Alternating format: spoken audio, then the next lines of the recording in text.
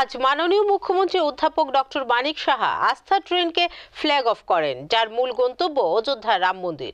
মুখ্যমন্ত্রী ছাড়াও উপস্থিত ছিলেন বিজেপি রাজ্য সভাপতি রাজীব ভট্টাচার্য সহ অন্যান্যরা। এই ট্রেনটি বাদারঘাট রেলওয়ে স্টেশন থেকে অযোধ্যার উদ্দেশ্যে রওনা হয়। এদিন এই অনুষ্ঠানে মুখ্যমন্ত্রী ছাড়াও উপস্থিত ছিলেন বিজেপি রাজ্য সভাপতি রাজীব ভট্টাচার্য, বিধায়ক কিশোর বর্মন এবং তাফাজ্জল হোসেন সহ অন্যান্য নেতৃত্বরা। এই অনুষ্ঠানে মুখ্যমন্ত্রী বক্তব্য রাখতে গিয়ে বলেন, আগে ত্রিপুরা থেকে বহিরাজ্যে যাতায়াত করতে অনেক কষ্ট হতো। রাজ্যে বিজেপি সরকার আসার পর তা অনেক উন্নতি লাভ করছে। খুব সহজেই বহিরাজ্যে ভ্রমণ করা যায়। ভারতের যে আস্থা, সেই আস্থা হচ্ছে ভগবান শ্রীরাম।